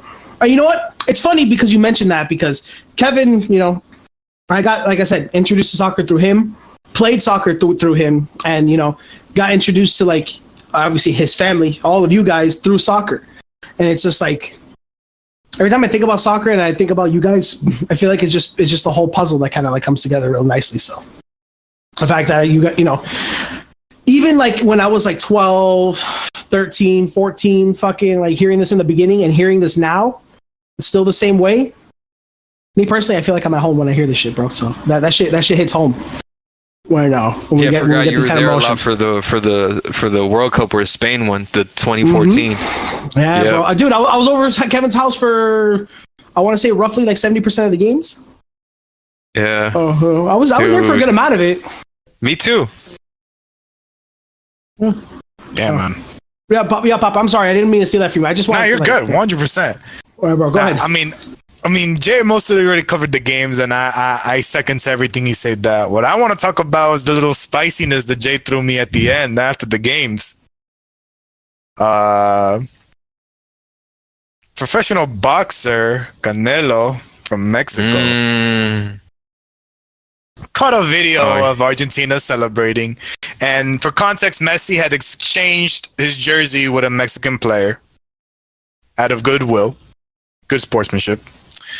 And Argentina was just celebrating, And in the video, you catch Messi winding down, taking off his cleats, and supposedly looking at him kicking the jersey. Now, this could, you could view this in both ways. On the one end, you got the way of, oh, he's just winding down. Nah, I'm viewing it in one. You're viewing it in one? What's your take? What's your take?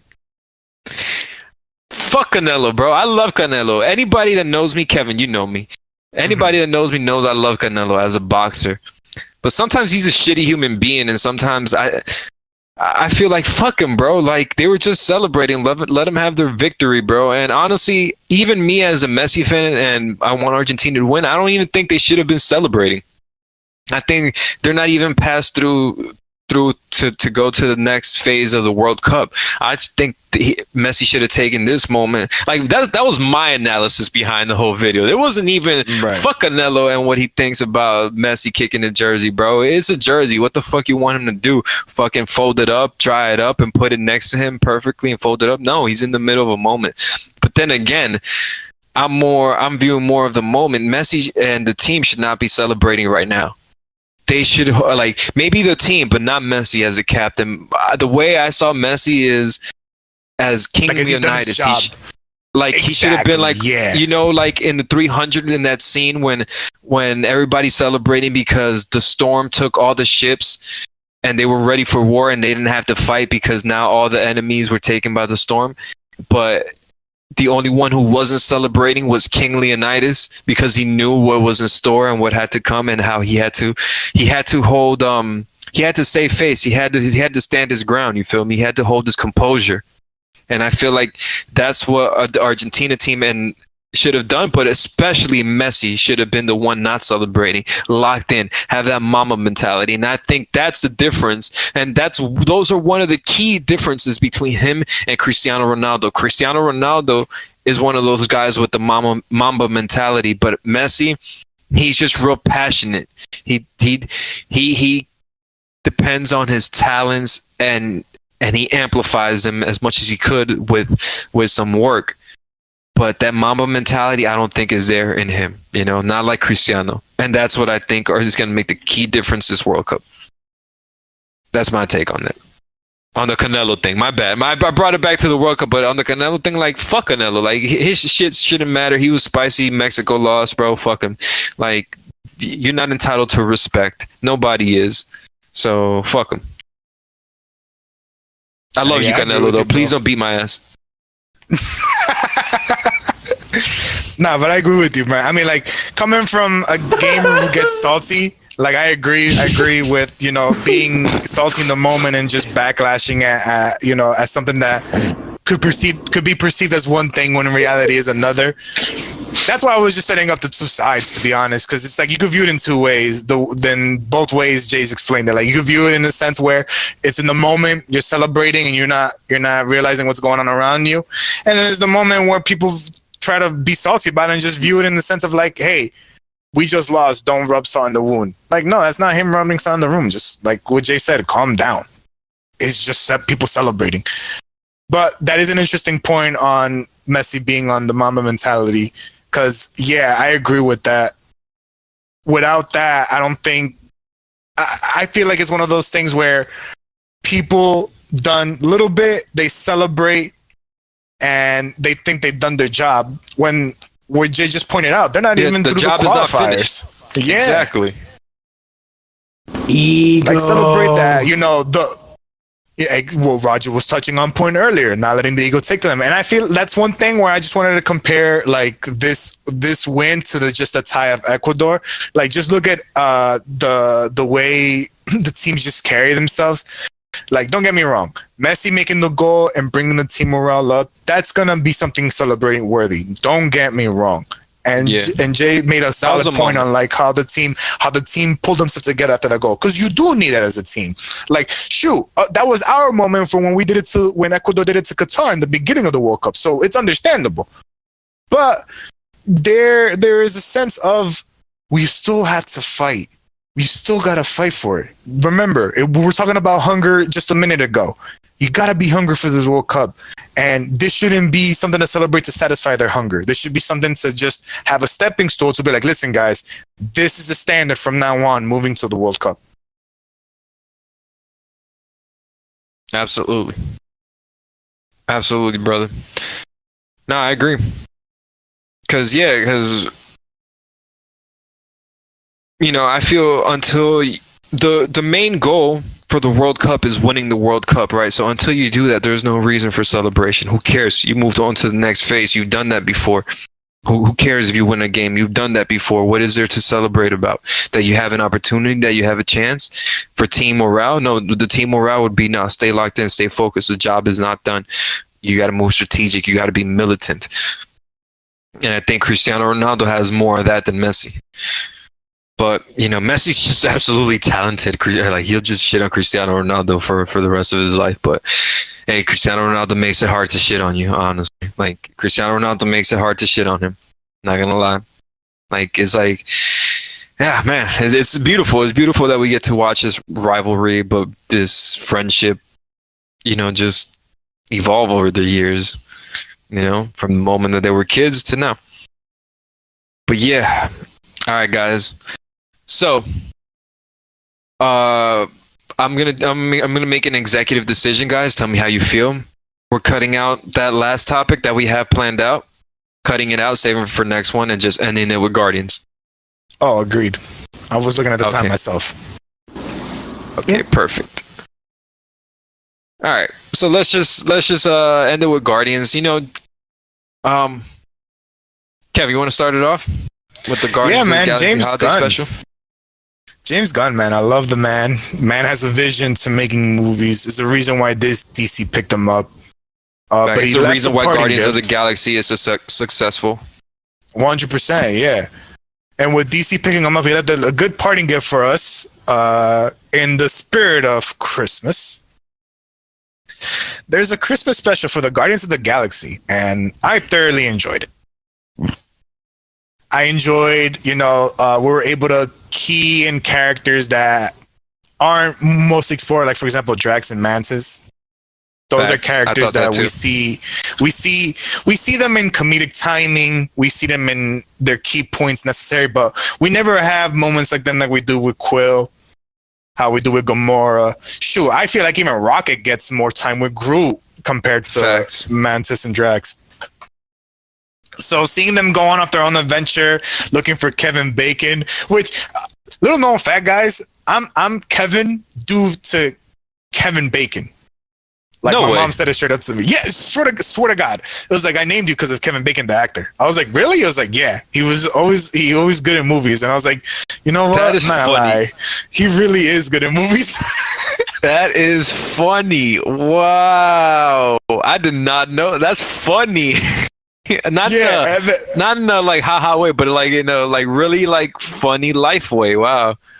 right? That's what I'm saying. I'm like, that's crazy. Yeah. So the fact that I'm talking about this kind of like comes full circle in a way. Full Thanks, circle. Mom. Yeah.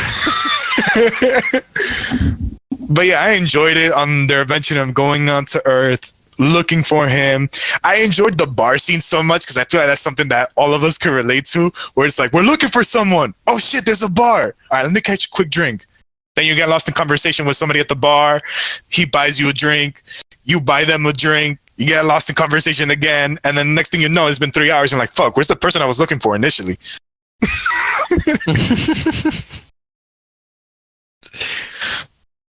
No, but yeah. no, I thoroughly enjoyed it too, brother. I thoroughly enjoyed it too. Like, my favorite thing was how this was the main focus was to make this a holiday special, so they were able to introduce and make a beautiful story out of the relationship that that Quill and Mantis are gonna have, because they're brother and sister.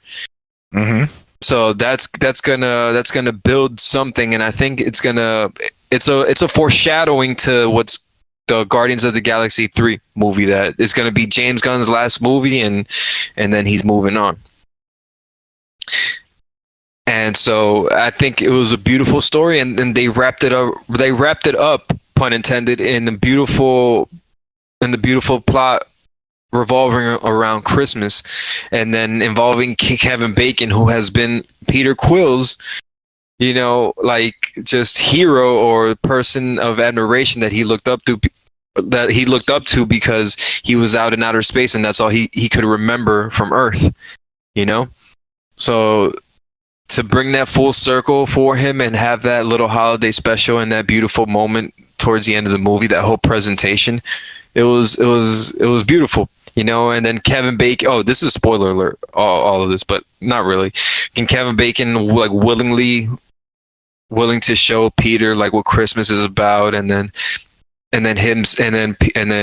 Peter Quill saying Mantis being his sister is the best birthday gift he could ever receive. It was a nice little holiday special. I really enjoyed it. Like, for what it was just like a 45-minute. It was a 45-minute special, and it was beautiful. I liked it. Definitely gets the holiday spirit rolling. I could have said anything. Yeah, no, for sure. It has a great score. Great score. Like, the music in it was great, bro. I'm not gonna lie. Like, the holiday music. It's funny you mentioned the music, because the one joke that I recalls to me in the beginning, where Quill is like, "Did you guys just pick up this guitar? You guys picked up these instruments just now, and you just sang this?" No, that's funny. That is true. That was a great song too. It was Like, the whole thing had just had a bunch of great songs. I'm not gonna lie. Like, it felt like a very Christmassy Lifetime movie that was on Disney Plus, and it revolved around Guardians of the Galaxy. Yeah. I think what made it so good is that the fact that you don't expect them to be like that. You expect them to be goofy, you expect them to have a little bit of like lightheartedness, and then you get like this somewhat seriousness, because that's kind of what Guardians of the Galaxy is summed up as: goofy, lighthearted, and serious. And then, like, you get them in a holiday special like that, and get them all like all over the place, out of their element. It feels almost natural how they did it. Yeah, that's the thing, Raj. Like, with Guardians of the Galaxy, they're goofy and silly, but like you said, they take themselves serious, and that's what I think was missing out of Thor, and like in this most recent installment. You feel me? I'm sorry, Raj. I'm sorry. They massacred my boy. They did. They really did. They're not over it yet. I'm not over it, bro. Like, I love Thor. I'm a big Thor fan, bro. Like, he really needed a better movie, man. Yo, which, by the way, just a little side note on all of this. Did you know he wants to take him? He wants to change up Thor's character again. Like, change the tone. Yeah, that is a good topic. Yeah, did you see this, Kev? Nah, I didn't. What's going on? Fill me in. So long story short, pause. Whoa. I'll fill you up, but not fill you in. Okay, anyway, so. Hey, what? whoa. All right. The council doesn't get in exist. here. It doesn't The council work. needs to get in here immediately. No, the council has been reinstated. We're reinstated. Oh, I'm sanctioning an AO. You are fined $300,000 for that, Raj. Holy damn, shit. 300,000. Damn. Fuck, how am I gonna go to college? College. So, all right, introduce it, Raj, or you want me to introduce it? I mean, look. Long story short, that I always forget his actor because I'm horrible with actor names. Chris Hemsworth. Chris Hemsworth? Excuse me. No, it's Hemsworth. Hemsworth. Damn it. How much hams is he worth?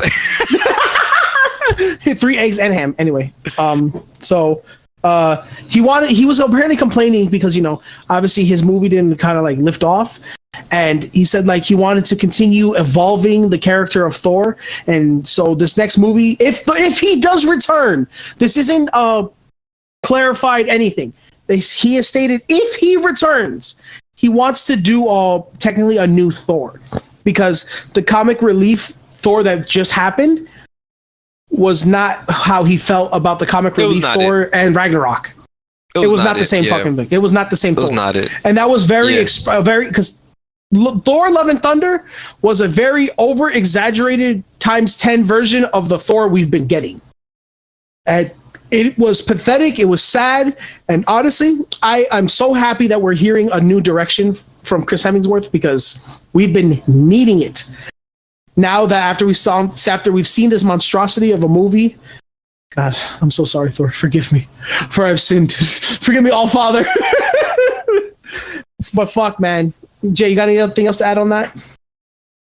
No, no. You said it. You said it all, Raj. I kind of agree with Chris Hemsworth is going with it. I think what he was trying to do. I saw this on the Real Rejects YouTube channel where they were talking about it, that he was basically kind of throwing shade at Taika Waititi and the atmosphere that he builds and how that could hinder the project more than help it. And so I feel like in order to change the tone, they might have to transition from Taika. That would be my piece on it. I think because in order to transition from Taika, it'll be difficult because the previous 2 installments, Thor 1 and 2, right? Were very stoic, were very poetic, the tone was very serious, and it changed once Taika got around. So I don't think we should revert back to that, but I think it should be a mixture of both. Not exactly like Ragnarok, but something new and evolved. Something fresh, but a mixture of what works for Thor. But yeah. My thing is, think this was... Go ahead, Kev, sorry. No, I was gonna say, do you think this was due to Marvel's change in scheduling with trying to adjust to the phases and not giving enough time to, like, this is how I view it. Thor is a god. We haven't seen him do godly things. The only thing we could get close to is how you guys mentioned is Ragnarok, which is the foretelling of Asgard. So, like, like, I don't want to get all religious in this, but in every religion or anything that involves gods, they have prophecies that foretell future events. We just experienced one in Ragnarok. What is Thor do? Like, Thor made new Asgard, okay, but what is Thor doing outside of, like, Earth? Like, now that he has love being introduced, we can explore on that more. But at the same time, I feel like all of this hindrance on Thor's character was due to time constraint, like not giving enough. And then I agree with Jay saying of Taika's overtake of the whole genre and how Thor is. Like, I feel like he got Ragnarok's high and felt like, all right, yeah, we got this. This is it. We got to carry this from now on. This is Thor. When it should have been, okay, this is a turning point for Thor. We highlighted it at this very moment. Let's switch it up and to do something else. They had the theory of if it's not broke, don't fix it. But they took it to an extreme. Another sidebar, something that ties in with this. Did you guys hear about Chris Hemsworth developing like an early form of dementia? Alzheimer's, yeah. Really? Alzheimer's, yeah. I was thinking, No. like, aside from Marvel's time constraint with the character, I also think could have this also been something that is affecting having Thor take another stage of his life on the character. Could this be it with Chris Hemsworth actual real life problems? Could that be the reason why they're doing this? We don't know. We don't. But it's something to think about. Damn, I just got mad sad. Yeah, man. Yeah, bro. Early Damn, stages. I don't wanna end it Nothing with that. confirmed. Yeah, nah. Yo, I don't want another Wakanda forever. I don't Oh wanna- man, please. Dude, All right, I'm still hurt by that. I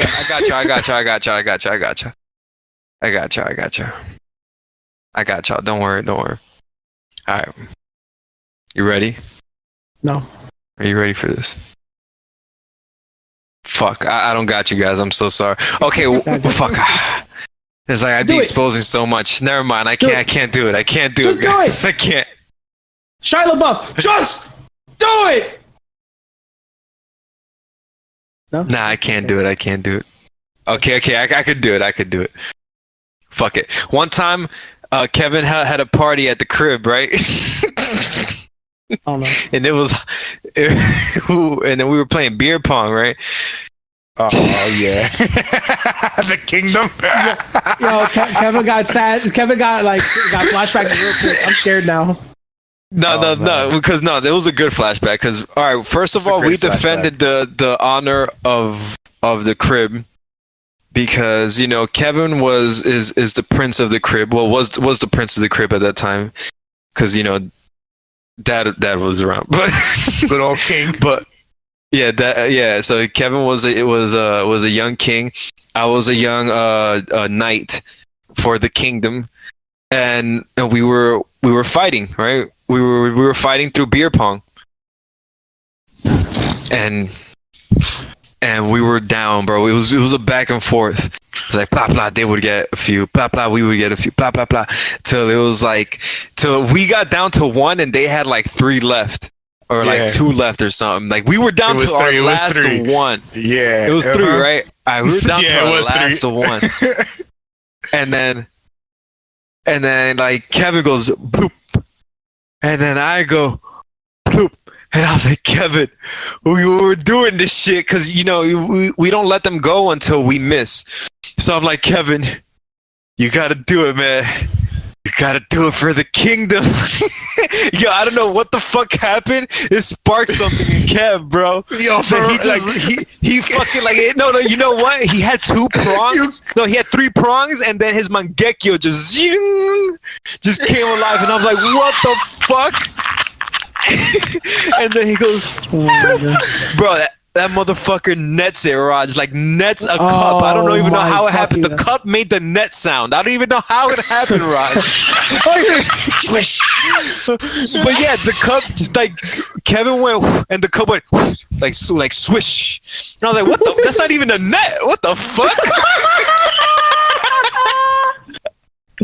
Bro, Kevin, me and Kevin were like, listen, no, man, Kevin, what's going on here? yeah, me and Kevin looked at each other like, no way we just did that. No fucking way. Like, we just tripled Roger. All right, for Kevin to start it off, and then for me to carry it back, and then for Kevin to have that pressure to just annihilate it in a 3-peat, bro. It was one of the most memorable moments of my life. And then towards that night, we went to a bedroom of somebody who shall not be named, and me and my girlfriend at the time, we did the deed, and and let's just say it looked like it rained when like it looked like a little cloud rained over the floor. Let's just put it down. It'd be like that sometimes. Yeah. But no, like the key, like, bro, that was probably the greatest sex I've ever had. But the key moment of that night was the fucking do it for the kingdom. Bro, I'm not gonna lie. On my perspective, like if you guys watch Rocky 2, when Adrian said win and going the distance started playing, that's exactly what happened to me, bro. My brother said for the kingdom. Dun dun. Nah, I could have sworn that motherfucker went from 3 prongs to Mangekyo, dog. Like I could have sworn, and that cub fucking said swish. Like that shit didn't even make a sound. Bro, I was like, what the fuck? Kevin do be doing some wild shit. Kevin be doing some wild shit. Kevin. I'll boost your ego a little bit here, Kev. Nah, yeah. That was a great moment. That was a great moment. Great night. That was honestly one of the best parties I've ever been to. Thank you, bro. Appreciate it. Yeah. I try to make my birthdays memorable. I've been to a lot of parties. That was your birthday? That was your birthday. Mm-hmm. That 20th was your birthday. Kev, I'll let you know when I remember. 20th. Kevin, I'll let you know when I remember the 21st. All right. I got you, bro. That's something we don't speak of for Roger. That was not that the was 20th. That was 22nd. No, it was 20th. 22nd. We were eligible to drink, Kev. It was not your first time drinking. And I was dating. By that time, I was already over the age of drinking. Trust me. But 22nd was when Bree was here. Hey, and Bree was there. No. That was 21st. My bad. I'm confusing so many birthdays right now. I thought it was my 22nd. It wasn't my 22nd. It was my 21st. Oh my god. Wait, wasn't Bree there? I could have sworn she was there. No, she wasn't. No, she wasn't. Oh wait, that was Christmas that she gave you the Yoda. When did she give you the Yoda thing? That was Christmas. Yoda. Christmas was Yoda. Okay. Damn, we had so many parties. I think I'm like meshing them together. I don't blame you, dog. That was happening to me for a second ago, and I was like, "Wait, hold up, no." But then Roger's the key point that helped me remember. No, bro, that was your 22nd. That was your 22nd. 21st was probably with Raj. With 22nd was with me. Because I moved there at 2017, bro. How old did you turn in 2017? Do the math. But wait, yeah, but that 22. Yep, it is 22. Yep, you're right. I know why I'm getting confused. Because you were here for the summer of the 20th birthday. I was? That's when this is how I know. Ready? Because this is when Bree was here for the first time. And you were here too. That's what I'm getting confused about. All right, anyways, let's close this out. The people are done listening to our stories. They're done hearing our bullshit. That's enough. I forgot we were potting for a second. I said so many names that I gotta bleep out. I gotta do so many things at the end. Tomorrow's gonna be hectic. Holy fuck. All right, let me close this shit out. Hey, if you stuck with us this long, you gotta mind your business and stop and don't eavesdrop on our conversations. Then stick with us forever, and you won't go wrong. Raj, we do it for the fun and. We do it for the funds. Yes, sir. Peace out, hooligans. It's Jay. This is Kev. It's Beans. I'm your boy Roger. And we're out. Good night, hooligans. Be safe, y'all. See you next week. Same time, same hooligan.